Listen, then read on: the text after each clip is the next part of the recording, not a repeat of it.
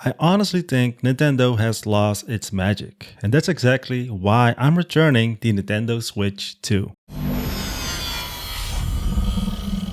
What's happening, guys? Gary Jahman here, back at it again with a new video. Hope you're doing well, hope you're safe and happy. In this video, we're going to talk about the Nintendo Switch 2, the long-awaited sequel to one of the most beloved consoles of all time.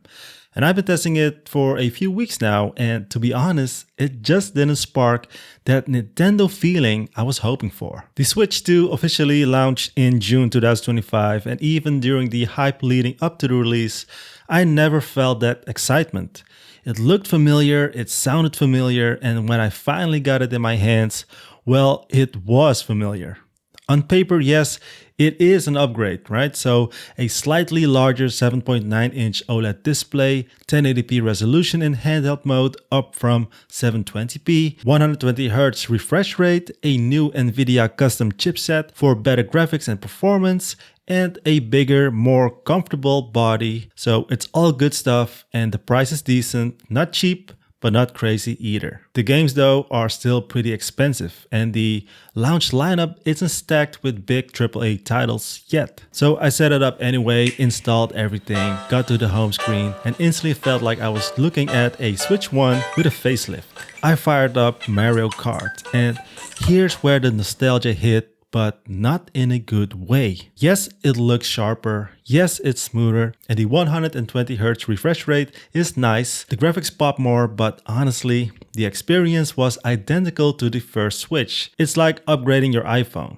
You know it's faster, the camera is better, the screen is brighter, but the overall experience is basically the same. You're holding something newer, but it doesn't feel new. And just to be fair, I launched Fortnite as well, and here the improvement was noticeable. Frame rates were stable, textures sharper, loading times faster, but again, it didn't feel like a next generation leap. More like a really good mid-cycle refresh. Remember how it felt going from PlayStation 1 to 2, or from PlayStation 4 to PlayStation 5, you know? Each step felt massive. New visuals, new sounds, new experiences, new haptics. And here with the Switch 1 to 2, that leap just isn't there. And that's where it hit me. I realized I wasn't disappointed because the Switch 2 was bad. I was disappointed because it didn't feel special. And Nintendo used to be all about creativity and charm.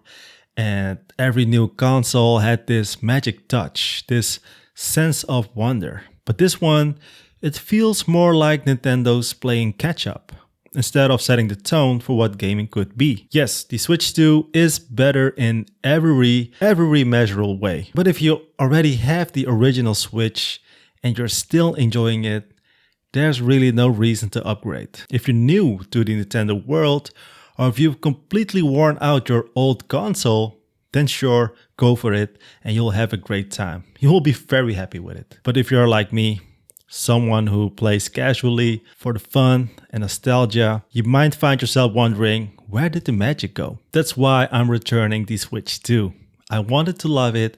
I wanted to feel that same spark I had back in 2017, but this time it just wasn't there.